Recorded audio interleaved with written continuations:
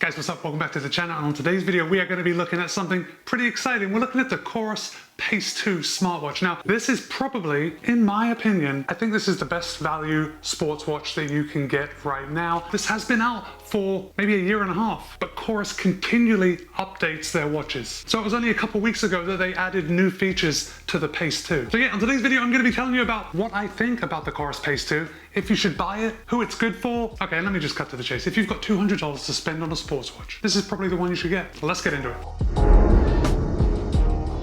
Now, I've already said that it's $200 here in the US, but if you are in Europe, it is also 200 euros. And if you're in the UK, it's 180 pounds or $179.99. And I will go ahead and link to this watch on Amazon, so if you want to check it out, the link is in the show notes. The COROS PACE 2 has a 1.2-inch display, 64 color, 240 by 240 resolution. The glass is Corning glass, so it is going to withstand some punishment. Not as good as sapphire glass, but still, remember guys, this is a $200 watch. Corning glass is going to protect it, and in the couple weeks that I have been using and testing this watch, I've yet to scratch it. And generally speaking, if a watch is able to be scratched, I will find a way to do it. The bezel and the cover are a fiber reinforced polymer, which is a really fancy way of saying plastic, but I much prefer fiber reinforced polymer. And while ultimately this is just a plastic bezel with a plastic case, it doesn't feel cheap, but that's not surprising because most everything about this watch seems like you would pay more than the $200 that COROS is charging for it. Now, the version that I have comes with this silicone band, which is, I really like the silicone band just because I usually work up a sweat when I'm out running.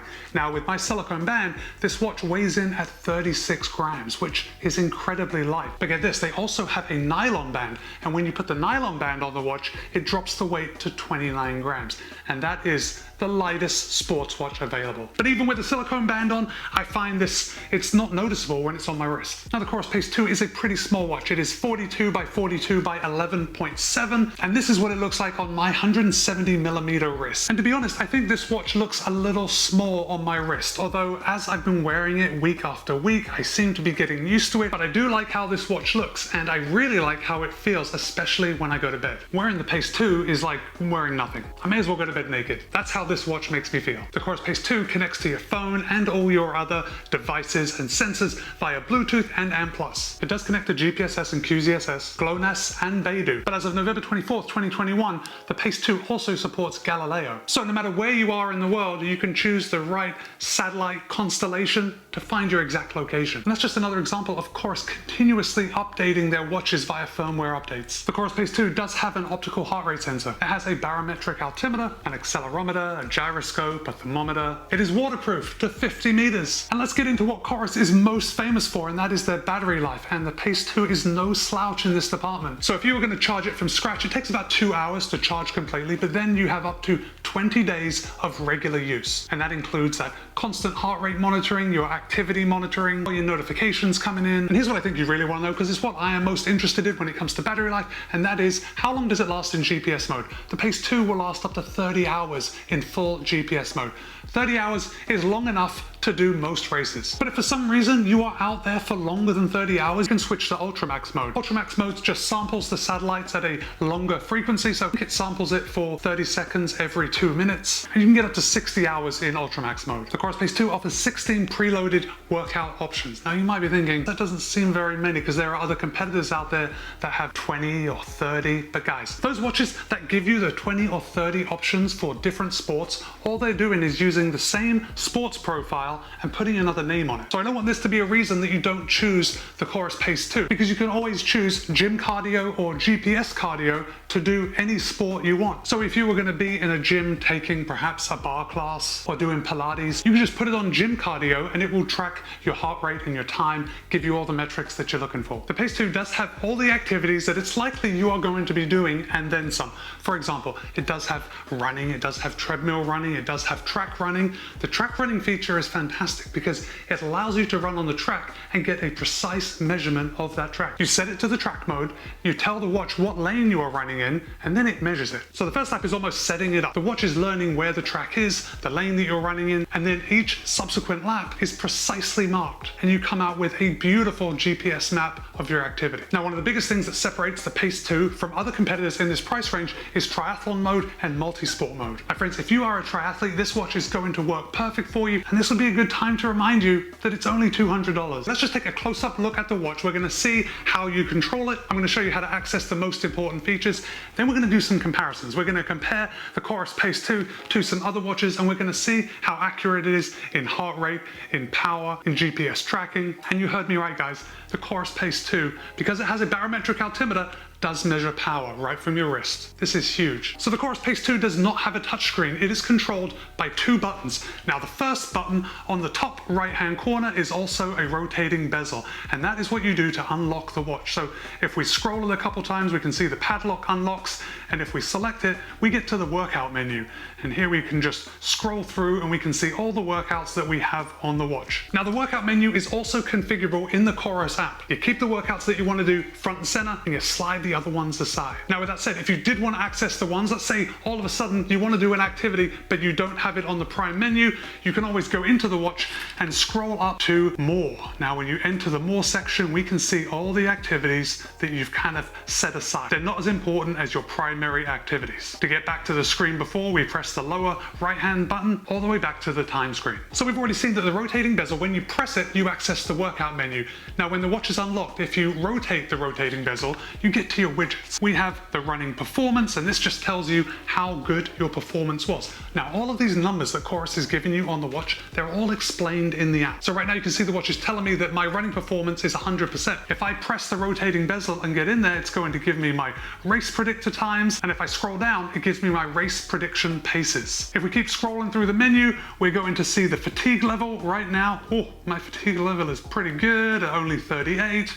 Scroll down, we've got our recovery, 78%. The watch is telling me that I'm ready for easy training, and I've got 10 hours recovery until hard training. Now this would be a good time to tell you that all these widgets that I'm scrolling through, I have chosen to have these readily available on my watch. So these are the ones that I like to look at the most. Again, everything is configurable in the COROS app. The second button on the COROS PACE 2 is right below the rotating bezel, and when you press and hold this, it opens up your toolbox. Now the toolbox is just like the workout menu. It's fully configurable from the app. If I just rotate through these options, I have the alarm, the watch faces, and that's like a quick way to get in and change some of the watch faces on the watch. This is the system. If we press that, we can go in and we can add different sensors if we need to pair another phone. Next up, we have the camera control. Now, this is fantastic. This allows you to control your GoPro Hero 9 or 10 or your Insta360 One X2 or One R with the watch. We keep scrolling through. We have more. We have do not disturb, so your notifications don't come in. Compass, broadcast HR. This is something that I use on a regular basis. I can send my heart rate from the watch to my Peloton. You will find it really helpful if perhaps you run on a treadmill, you want to send your heart rate to the treadmill, or really any other device. We have the battery usage. Now this is just fantastic. So this breaks down your battery usage. It'll tell you what parts of the watch are using the most battery. It'll give you an estimate of how long you have left to use the watch.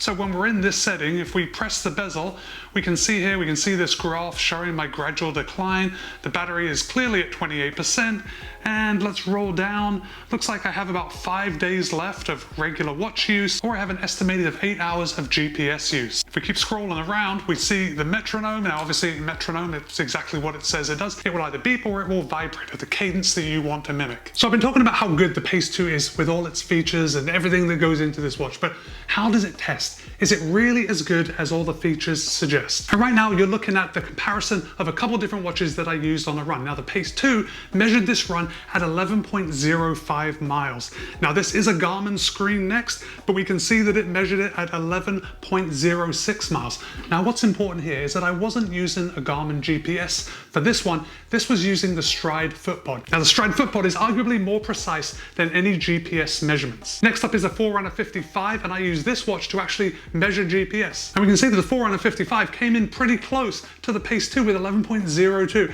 And finally, on the right hand side of your screen, you can see the Polar Grid X Pro measuring in at 11.33 miles. But I think the most important data that you're looking at right now is the difference between the COROS PACE 2 and the Stride FootPod at 11.06. This shows me that the COROS PACE 2 is a pretty precise GPS measuring watch. All right, next up we're going to compare some data that came out of the watches that I ran that last run with. So on your screen right now, you are looking at two graphs measuring the pace and the heart rate.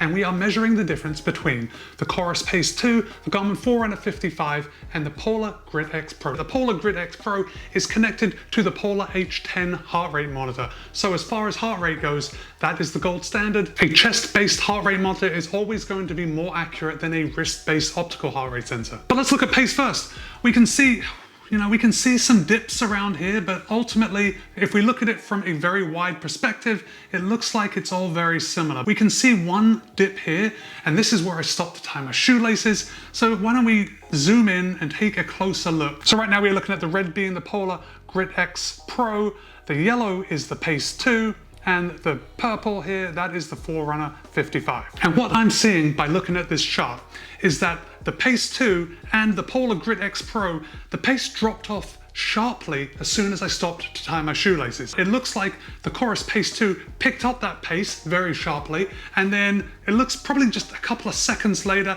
the Polar Grit X Pro also picked up my pace very sharply, which it would do. If I'm tying my shoelaces and then I start running again, I'm going from a dead stop to my normal running speed very quickly. Let's zoom back out to the whole macro, look at this run. Let me get rid of the pace so it's just easier to see. Now we're looking at heart rate on the screen. And as we can see from looking at it, it seems pretty similar. Like the lines are very close to each other. Now you gotta remember the Polar H10 heart rate monitor, that was on my chest. That is gonna be the most precise measurement of heart rate. But look at this, guys. We're not seeing any spikes. We're not seeing any dips from the COROS PACE 2. That is a really good sign. Let's dig into this little area right here, because there is a spike right here. That spike happens to be from the Garmin Forerunner 55. But you can see the COROS PACE 2 is definitely holding its own when compared with the H10 heart rate monitor. I have been very impressed with how the Pace 2 measures my heart rate. Now, as I've already said, the COROS PACE 2 does measure power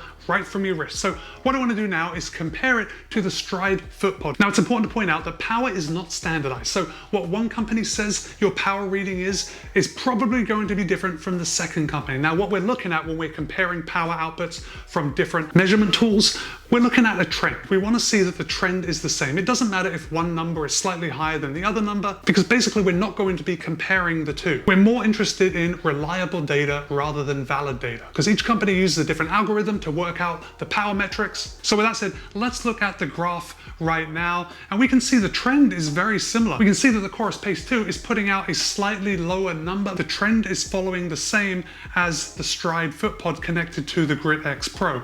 Now, if we zoom into this section right here, this is where I already said that I stopped to tie my shoelaces, and it looks like the wrist-based power meter on the COROS PACE 2 and the Stride FootPod both measured me stopping, tying my shoelaces, and then picking up the pace again. Let's go ahead and zoom back out, because there's a little data here that I want to dig deep into. Now, this is a little anomaly in the COROS PACE 2 power meter. Now we can see here that if we look at the blue chart, that is the Stride FootPod. It's remaining pretty consistent. It looks like there is a dip here. So maybe I was stopping to cross a road. Who knows? I don't remember what was happening at this point in my run. But what I do see is that the COROS PACE 2 power measurement has dropped considerably right here, and then it slowly picks back up to where it's kind of matching the Stride FootPod. So I'm not sure what is happening in this place, but if we zoom back out, we can see that it is a considerable drop right here. But all in all, I have to say I'm pretty impressed with the wrist-based power readings coming from the Pace 2. Now, I know if I didn't mention it, at least one person is going to write to me and say, Matt, can I listen to music on this watch? No, you can't. You cannot load music onto the watch. You can't connect it to your phone and control your phone through the watch. I've given you a lot of information, especially about the features that I think are the most important. COROS PACE 2 is a very stylish watch. The battery life is the best in its class. Seriously, it doesn't get any better than this. The GPS tracking is absolutely fantastic. For a wrist-based heart rate monitor, it is absolutely superb. And for a $200 watch, you are measuring power. So it just opens up so many doors as far as tracking more information. When we include that we have a full-on triathlon and multi-sport mode, I think this is the best watch in its class. And guys, you know the drill. But listen, if you've made it this far in the video, I would hugely appreciate it if you would give this video a thumbs up and subscribe if you're not already. It really helps me, helps the channel. Be kind, be happy, run well. See you in a couple of days.